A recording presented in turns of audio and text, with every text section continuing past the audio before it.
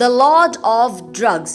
आज हम आपको बताएंगे लॉर्ड ऑफ ड्रग्स किसे कहा जाता है, ड्रग्स का भगवान। आज जितनी भी फिल्मों में ड्रग्स स्मगलिंग दिखाई जाती है उसे देखकर आपको क्या लगता है कि ये बस फिल्मों में ही होता है? जी नहीं। फिल्मों में ड्रग्स स्मगलिंग के जितने भी तरीके आप आज की तारीख में देख रहे हैं, मछलियों के पेट में भरकर ड्रग्स सप्लाई करना, प्लेन के टायर्स में भरकर स्मगलिंग की जा रही है, जीन्स में भरकर तो कभी जीन्स के डब्बे में भरकर, ये कोई फिल्मी तरीका नहीं है। ये जो ट्रिक आप आज फिल्मों में देख रहे हो, ये जिंदगी एक बंदा जीकर भी जा चुका है। डॉन के पीछे 11 मुल्कों की पुलिस लगी हुई है, लेकिन डॉन को पकड़ना मुश्किल ही नहीं नामुमकिन है। सुना है ना आपने डायलॉग? आज जिस पर्सनैलिटी की हम बात करने जा रहे हैं उसको 11 मुल्कों की पुलिस भी नहीं ढूंढ पाई थी, और वो असल जिंदगी का डॉन था। जी हाँ, वो ड्रग लॉर्ड था और उसी की वजह से 80% जगह पर ड्रग सप्लाई होता था। उसी की वजह से ये ड्रग नाम की आफत इस दुनिया में आई थी। फोर्ब्स की लिस्ट में सबसे अमीर लोगों में से 7वें नंबर पर इसका नाम आया था, और एक बार जब इसकी बेटी को ठंड लगी थी तो इसने आग जलाने के लिए 13 करोड़ रुपए में आग लगा दी थी। इनसे मिलिए, ये है पाब्लो एमिलियो एस्कोबार, जो ड्रग स्मगलिंग का बेताज बादशाह था। कोलंबिया का रहने वाला पाब्लो एक गरीब किसान का बेटा था, लेकिन इसके बावजूद भी इसकी आंख में चमचमाती दुनिया का सपना था। और एक बार कॉलेज से इनको सिर्फ इसलिए निकाल दिया गया था क्योंकि इनके पास फीस जमा करने के लिए पैसे नहीं थे। वहीं से फिर ये जुर्म के रास्ते पर निकल पड़े। लगभग 18 साल की उम्र थी। कॉलेज से निकाल देने के बाद इसने छोटे मोटे क्राइम करने शुरू कर दिए। सबसे पहले ये कब्रिस्तान गए, और कब्रिस्तान में जो सबसे खूबसूरत पत्थर होते थे तो उन पत्थरों को ये चुरा लिया करते थे और बेच दिया करते थे। ऐसा अंदाजा लगाया जाता है कि उनकी कुल संपत्ति $30 बिलियन से भी ज्यादा थी। नौकर चाकर, बॉडीगार्ड, ठाट बाट वाली जिंदगी। एस्कोबार के पास कई बड़ी हवेलियां और हवाई जहाज थे, तो आप खुद सोच सकते हैं कि क्या जिंदगी जी होगी इस बंदे ने, और आज भी क्या जिंदगी जी रहे होंगे पाब्लो के बच्चे। सोचने से हमें भी वही लगा था जो इस वक्त आप सोच रहे हैं कि पाब्लो ने और उसके परिवार ने क्या आलीशान जिंदगी जी होगी, लेकिन नहीं। सच्चाई आज आपके सामने आएगी जब आपको पता चलेगा कि इतना पैसा, शोहरत होने के बावजूद भी पाब्लो और उसकी फैमिली को कई कई दिन तक भूखा मरना पड़ता था। आप खुद बताइए, अगर आपके सामने 1 लाख रुपए का भी ऑफर आए तो क्या आप उसको ठुकराएंगे? शायद कभी नहीं। लेकिन उस दौर में पाब्लो के बेटे ने बिलियन तक के डॉलर्स को ठुकरा दिया था, और पता है सिर्फ क्यों?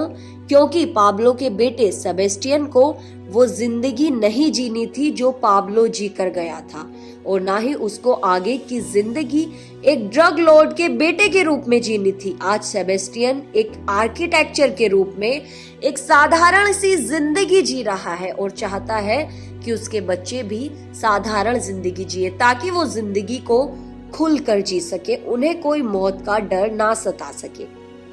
पाब्लो और पाब्लो के बेटे की कहानी उनकी जिंदगी के बारे में कुछ और ही सच बयां करती है, जिसको सुनकर आपके होश उड़ जाएंगे। आज डार्क होल में आप उसी काली सच्चाई से वाकिफ होंगे जो आपको आलीशान जिंदगी तो दिखती है, लेकिन अंदर से बिल्कुल खोखली जिंदगी थी। एक कॉर्पोरेट इवेंट में खुद सेबेस्टियन ने बताया कि उन्हें पाब्लो की कोई लेगेसी नहीं चाहिए थी, क्योंकि उन्हें पाब्लो 2 बनना ही नहीं था। उन्होंने बताया कि मैंने अपनी पूरी जिंदगी में बस ये देखा था कि पाब्लो के पास पैसा, शोहरत बहुत थी, लेकिन यकीन मानिए पाब्लो ने 10% भी अपनी जिंदगी सुकून से नहीं बिताई।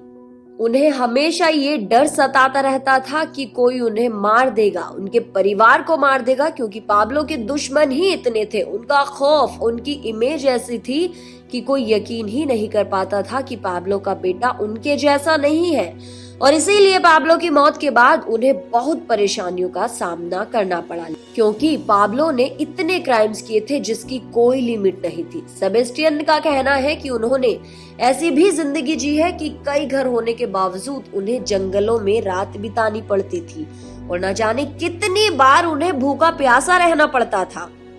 पाब्लो के बेटे का कहना है कि हमें खुद नहीं पता होता था हमारी सुबह कहाँ होती थी, और कितनी बार जान बचाने की वजह से हमारे ठिकाने बदल दिए जाते थे, और जब भी हमें इधर से उधर ले जाया जाता था तो हमारी आंखों पर काली पट्टी बांध दी जाती थी कि अगर कभी पुलिस हमसे पूछताछ करे तो हम रास्ते या ठिकाने के बारे में बता ही ना पाए। पाब्लो पर आधारित जितनी भी सीरीज बनाई गई है सभी में दिखाया गया है कि पाब्लो और उसके परिवार ने बिना टेंशन के बेहतरीन जिंदगी बिताई, लेकिन असल जिंदगी में ऐसा कुछ भी नहीं था। पाब्लो ने अपनी पूरी जिंदगी डर और टेंशन में बिताई थी। पाब्लो की जिंदगी में तब से ज्यादा मुश्किलें बढ़ गई थी जब उन्होंने राजनीति में जाने का फैसला किया था और तभी से और ज्यादा क्राइम करने लगे। पाब्लो ने 1984 में मिनिस्टर ऑफ जस्टिस को भी मार दिया था और वो पॉलिटिक्स में सिर्फ इसलिए आना चाहता था ताकि पुलिस को अपने कंट्रोल में रख सके। पाब्लो के बेटे ने खुद बताया कि मैंने शुरू से पापा को लोगों को मारते हुए देखा था। मैं इन सब के फेवर में नहीं था, यहाँ तक कि मैंने कभी ड्रग भी नहीं लिया। हमने शुरू से सिर्फ पैसा ही देखा था। बचपन में हमें जिस प्यार की जरूरत थी वो हमें नहीं मिला था, क्योंकि बचपन में पैसों की हमें कोई इम्पोर्टेंस नहीं पता थी। हम बचपन में भी आम जिंदगी नहीं जी पाए और ये सब देखकर मैंने सोच लिया था कि मुझे पाब्लो की डर वाली जिंदगी नहीं जीनी। आप पाब्लो की अमीरी का अंदाजा लगाइए कि हर महीने उनके डॉलर्स की गड्डियों को बनाने के लिए लगभग $1000 के रबर बैंड खरीदे जाते थे। वहीं पाब्लो के बारे में उनके बेटे का कहना है कि एस्कोबार गरीबों से बहुत प्यार करता था और बड़ी बात की गरीब भी उससे बहुत प्यार करते थे। उसने गरीबों के लिए घर बनवाए, दूसरी नागरिक गतिविधियां के लिए खूब पैसे बांटे। गरीब उसे अपना रॉबिन हुड मानते थे। पाब्लो फुटबॉल के बहुत बड़े प्रेमी थे। उसने लोकल फुटबॉल टीमें स्पॉन्सर की थी, स्पोर्ट्स कॉम्प्लेक्स, स्कूल, अस्पताल और यहाँ तक कि चर्च भी बनवाए थे। इसी के साथ सेबेस्टियन ने ये भी बताया कि पूरे वर्ल्ड में इकलौता मामला ऐसा हुआ था जिसमें क्रिमिनल ने खुद की जेल बनवाई थी। जी हाँ, पाब्लो ने खुद अपने लिए जेल बनवाई थी जिसमें वो कई महीनों तक कैद रहा था और उस जेल का नाम था ला कैथेड्रल और उस पर साफ साफ पाब्लो ने कहा था कि जो 3 मील तक इस जेल के अंदर आएगा मैं उसे उड़ा दूंगा। और ऐसा हुआ भी। जब भी वहां कोई पाब्लो को देखने के लिए आगे बढ़ता था तो पाब्लो उसको मरवा डालता था। वो जेल कम और एंटरटेनमेंट जोन ही बना दिया गया था जिसको पाब्लो ने खुद ही फाइनेंस किया था। इस जेल में कसिनो, गेम्स, स्विमिंग पूल क्या नहीं था, हर एक ऐसी आलीशान सुविधाएं थी जो एक जेल के नाम पर सिर्फ एक एंटरटेनमेंट जोन बनकर रह चुकी थी। वहीं पाब्लो बहुत ज्यादा अमेरिका के एक्सट्रेडिशन लॉ से डरता था और इसीलिए उसने वहां के लॉ में भी काफी चेंजेस करा दिए थे। इतिहास में ऐसा पहली बार हुआ था जब किसी शख्स की वजह से लॉ में चेंजेस करने पड़े थे। 1989 तक कोलंबियाई सरकार अपनी पुलिस और सैन्य बल को पाब्लो को पकड़ने के लिए लगा चुकी थी। हालांकि ये दोनों पाब्लो को पकड़ने में नाकाम रहे। पाब्लो न सिर्फ कोलंबिया बल्कि अमेरिका के लिए एक बहुत बड़ा खतरा बन चुका था। पाब्लो का ज्यादातर ड्रग्स अमेरिका में ही बेचा जाता था और इसीलिए अमेरिका ने भी CIA के एजेंट और कुछ कमांडो कोलंबिया भेज दिए थे पाब्लो को पकड़ने के लिए। वो सब मिलकर कोलंबिया की सरकार के साथ काम करते थे और पाब्लो को पकड़ने की हर मुमकिन कोशिश करते थे। आखिरकार 3 दिसंबर 1993 को सभी न्यूज चैनल्स, अखबार, रेडियो पर सिर्फ और सिर्फ पाब्लो एस्कोबार का नाम चल रहा था।